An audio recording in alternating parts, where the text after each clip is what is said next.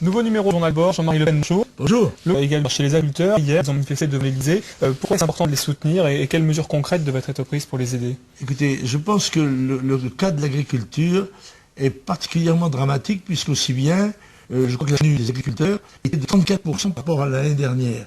Et que beaucoup de producteurs ne sont plus en mesure maintenant d'assumer leurs responsabilités financières, puisque leurs produits coûtent plus cher à produire qu'ils ne peuvent les vendre. Et il y a là, évidemment, un risque très grand de voir disparaître l'un des atouts économiques et sociaux fondamentaux de la France, c'est l'agriculture française, à un moment, je précise, où on sait que l'augmentation de la population mondiale et des besoins en matière nutritionnelle va exiger une capacité de production de plus en plus grande. Par conséquent, si l'emprunt doit être appliqué à des investissements nécessaires, je crois qu'on pourrait en consacrer une part importante pour sauver l'agriculture française. Alors, au niveau international, en Italie, Silvio Berlusconi a été violemment agressé après un meeting. Comment expliquez-vous cette haine anti-Berlusconi? Oui, je crois d'abord qu'il faut faire la part du risque que courent les hommes publics, qui soient d'ailleurs des gens de la politique ou du spectacle. Les gens qui apparaissent en quelque sorte sur les écrans sont les cibles de gens plus ou moins désaxés. Je ne sais pas ce qu'il en est exactement pour Berlusconi, mais il est vrai aussi que sa personnalité brillante, c'est un peu un grand ruffian, n'est-ce pas?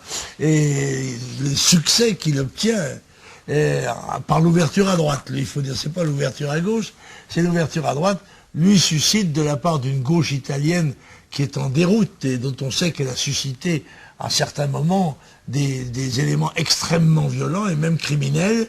Il n'est pas étonnant de voir s'aggraver l'insécurité à tous les niveaux, y compris au niveau des chefs d'État ou de gouvernement. Mais en France, le nombre de meurtres qui se produisent, le nombre d'incidents dramatiques, eh bien, témoigne aussi d'une dégradation de la notion de sécurité. Et ceci, c'est de la responsabilité. C'est aussi un des records de M. Sarkozy, record d'insécurité, avec celui de l'impopularité qu'il est sur le point de battre. Oui, sur l'insécurité des politiques, on rappelle que vous, votre appartement avait été dynamité à l'époque. Hein. Oui, l'immeuble a été dynamité, entre autres.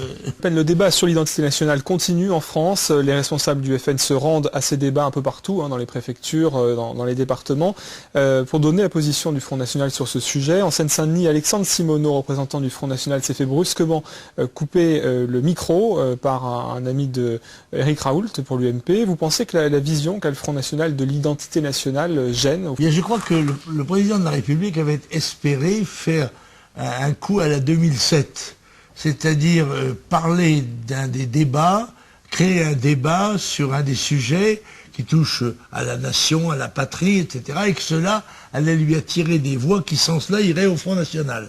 Eh bien, je crois qu'il a mis à côté de la plaque, si je puis m'exprimer ainsi, parce qu'il a, en effet, ouvert un débat sur une vraie question, qui était jusque-là occultée systématiquement, qui ne figurait même plus dans les sondages, c'est l'immigration. Et le rôle de l'immigration, le rôle de l'Europe dans les atteintes à l'indépendance nationale et à l'identité nationale sont patentes. Et ce débat les révèle, et évidemment, les gens sont tentés de tirer la conclusion que le seul parti politique qui ait eu la lucidité et le courage face à ce problème, c'est le Front National, et que par conséquent, tout naturellement, le Front National en espère un retour électoral très favorable.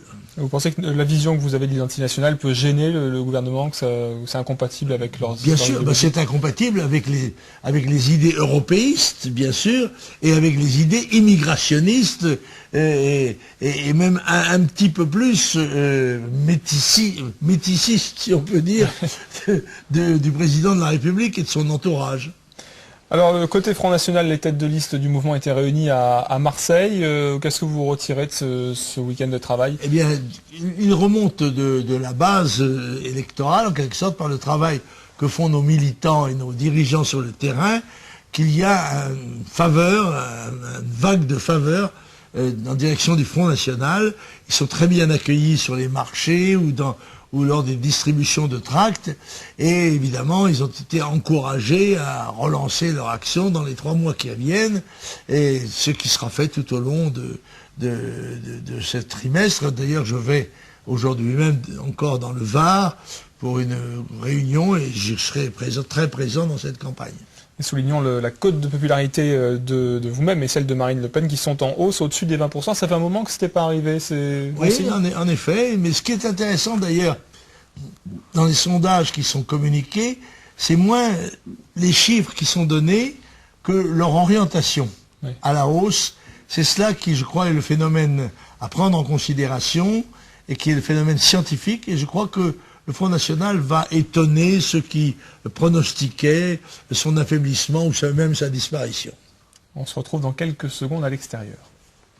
Alors Jean-Marie Le Pen, en ce moment, les dirigeants de la planète sont à Copenhague pour parler du réchauffement climatique. C'est l'ironie du sort. Le réchauffement climatique, on en est en plein, là, je crois dire.